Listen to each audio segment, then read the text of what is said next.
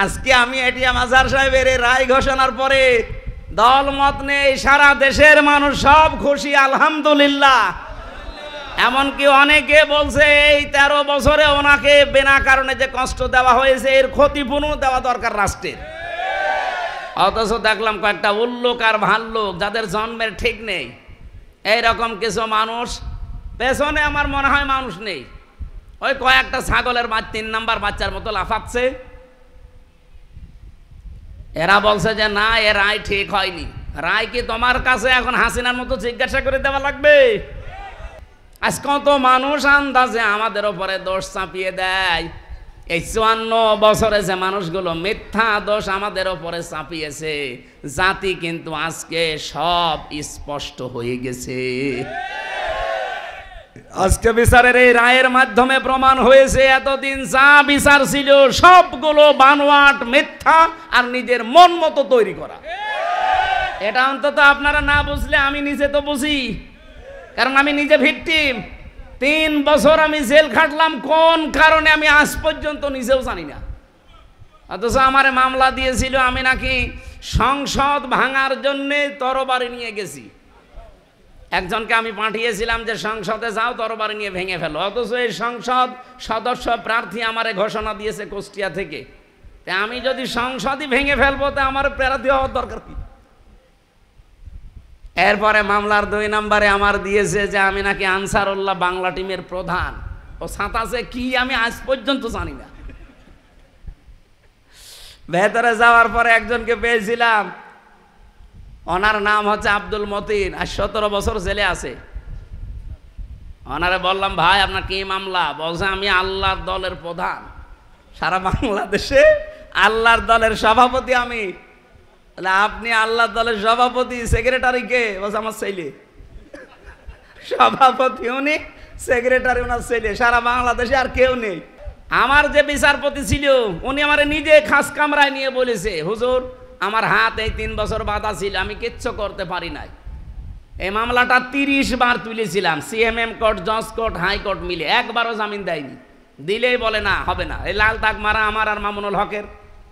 কিন্তু এই মামলাটা আগস্টের 5 তারিখের পরে শুধু তুলতে দেরি, শুধু মামলা জামিন না, একেবারে এরকম বেকসুর খালাস দিয়ে দিয়েছে। আমি বললাম যে 3 বছর জামিন হয় না যে মামলার, আরে আপনি খালাস দিয়ে দিলেন। বলছে কি দেখে রায় দেবো, এর ভেতর তো কোনো মাল নেই। আমি বলতেও গেলাম যে 3 বছর কি কোনো মাল ছিল? 3 বছরে তো কোনো মাল ছিল না, আপনি তো তখনই রায় দিতে পারতেন, তাহলে আমার 3 বছর জেল খাটা লাগে না?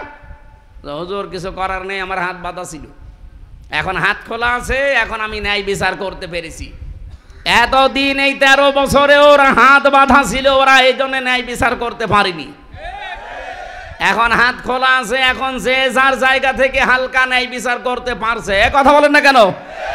আমরা চাই 1628 জন মানুষ দেশের দায়িত্বে আছে, এই 1628 জন আগামীতে যেন সব আবু সাঈদের মতো এভাবে হাত খোলা থাকে। এটা কারা কারা চান দেখি? লিল্লাহে তাকবীর। এটা রেকর্ড হচ্ছে এবং সারা দুনিয়া যাবে। মানুষ আমরা 5 জন হই, অসুবিধা নেই। আমরা সত্যের পক্ষে আছি না? দেশটা দেখবেন মিনি জান্নাত হয়ে যাবে। শুধু এই 1628 জন মানুষকে একটু হাতটা ছেড়ে দেন। আমি নিজে দেখেছি, শুধু হাসিনা বাদ দিয়ে সবার হাত বাঁধা ছিল, এমনকি কাওয়া কাকু এও হাত বাঁধা ছিল। ও আপার কথা ছাড়া এক চুলো নড়ার ক্ষমতা নেই। ওই যে যেটা চট্টগ্রামের হাসাও তো মানুষকে হাসাতো, হাসাও মাহমুদ, ওইটারও হাত বাঁধা, ওরা যা বলতো ও তাই বলতো। এই জন্য হাত যেহেতু একজনের খোলা ছিল, এই জন্য ন্যায় বিচারের তুলনায় আমরা সব অবিচার পেয়েছি। অন্যেরটা বলবো কেন, আমার নিজেরটাই বলছি। আমি নিজে যেহেতু ভিকটিম, আমারটাই বললাম। এরকম অবিচার আমরা আর সামনে দেখতে চাই না। ওলট পালট দোষ দিয়ে ওই হাবিলের মতো যে তোরে কেন মানুষ ভালোবাসে, তোরেই মেরে ফেলবো, এই কথা এখন আর জাতি খাবে? বলেন বলেন। কিছু উঠলে আপনারা যে খালি 71, 47, 52 এই তুলে নিয়ে আসেন, কেন 24 নিয়ে আসতে পারেন না? আমি 71-এর সাথেও পরিচিত না, কারণ আমার এখন 33 বছর। আমি 52-র সাথেও পরিচিত না, আমার 47-এর সাথে পরিচয় নেই, পরিচয় আছে 24-এর সাথে। এই দেশ যেহেতু 24, এই জন্য 24 অনুযায়ী দেশ চলবে। আজকে 27 তারিখ, আর মাত্র 13 দিন পরে জুলাই বিপ্লবের ঘোষণাপত্র প্রকাশ করা হবে, কথা দিয়েছে সরকার। আমরা চাই জুলাই বিপ্লবের যে ঘোষণাপত্র ওইটা দিয়ে দেশ চলবে, কথা বলে না কেন? এই জন্যই তো এত হুলস্থুলুস হচ্ছে। এই যে সমস্যাগুলো এমনি দেখা দিচ্ছে না এই কারণে, কারণ ওরা জানে যে 10 তারিখে জুন মাসে ওটা ঘোষণাপত্র আসবে, আগের যে সংবিধান এমনিতেই বাতিল হয়ে যাবে। আর ওইটা বাতিল হয়ে গেলে এখন যিনি আছেন চুপ্পু মিয়া, চুপ্পু শেষ, কারণ উনি অবৈধ হয়ে যাবে। নতুন করে এই দেশের রাষ্ট্রপতি নতুন তৈরি হবে জুলাই বিপ্লবের ঘোষণাপত্র অনুযায়ী। এই দেশটা আবার দাঁড়িয়ে যাবে আমার বিশ্বাস। আমাদের বিশ্বাস হয় না? আরে মালয়েশিয়া দাঁড়িয়ে গেল 2004 সালের পর থেকে, সিঙ্গাপুর দাঁড়িয়ে গেল, দুবাই দাঁড়িয়ে গেল, এই সমস্ত দেশগুলো দাঁড়িয়ে যায়, আমরা দাঁড়াতে পারি না। আমি আজকে একটা রিপোর্ট পেয়েছি, যত টাকা পাচার হয়েছে এই 16 বছরে, এই টাকাগুলো যদি পাচার না হতো বাংলাদেশে 36টা পদ্মা সেতু বানানো যেত, মেট্রো রেল 430টা মেট্রো রেল বানানো যেত বাংলাদেশে টাকাগুলো থাকলে। এত ঋণের বোঝা দিয়ে উনি এখন চা খাচ্ছে, আর মাঝে মাঝে চিন্তা করছে যে আমি চট করে ঢুকে পড়বো।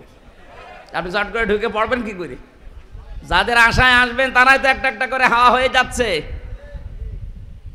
আমরা এখন হাবিলের ভূমিকায় আছি ভাই, যে যা দোষ দিচ্ছেন, যা করছেন করেন, আমরা বলবো লাইম বাসাত্তা ইলাইয়া এদাকা লিতাকতুলানি মানা বিবাসতি ইয়াদিয়া ইলাইকা লিআকতুলাক ইন্নী আখাফুল্লাহা রাব্বাল আলামিন। হে ভাই, আপনি আমাকে মেরে ফেলার জন্য হাত যেভাবে অপপ্রসারিত করেন না কেন, আমারও হাত আছে, আমারও মুখ আছে, আমারও শক্তি আছে, আমিও কিন্তু দেখাতে পারি, কিন্তু না, আপনি যতই আমাকে অন্যায়ভাবে মেরে ফেলার জন্য উল্টাপাল্টা দোষ আমার ওপরে চাপিয়ে দেন না কেন, আমি এর ভেতরে নেই। আমি আল্লাহকে ভয় করি। কাকে? আরো জোরে বলেন। আল্লাহকে ভয় করে। এই জন্য 9 মাসে কোনো অকারেন্স আমাদের দ্বারা হয়নি, কিন্তু যাদের দ্বারা অকারেন্সগুলো হওয়ার কথা না, তারা এই 9 মাসে বহু কিছু দেখিয়ে ফেলেছেন। আরে ভাই, মানুষ এখন আর আগস্টের 5 তারিখের আগে নেই, এটা 5 তারিখ পার হয়ে মে মাসের 27 তারিখ চলছে। এই জন্য হাবিল যেটা বলেছিল, খুব সহ্য এবং ধৈর্য নিয়ে চলা লাগবে সামনে, খুব কঠিন সময় আসতেছে বাংলাদেশের জন্যে। আল্লাহ রাব্বুল আলামিন এই দেশকে শুধু আমেরিকা, রাশিয়া, চীন, ভারত আর তুরস্ক আর পাকিস্তানের দিকে তাকিয়ে থাকলে হবে না, আমাদের নিরাপত্তা আমাদের তৈরি করা লাগবে। নবীজির বাড়ি খাবার ছিল না, তার বাড়ি হচ্ছে খেজুর পাতার পাটি দিয়ে ঘেরা, অথচ বাড়ির সামনে সব সময় 9টা করে ঘোড়া বাঁধা থাকতো। আমি কি বানিয়ে বলছি? 9টা ঘোড়া বাঁধা থাকতো তার বাড়ির সামনে। ঘোড়া মানে কি?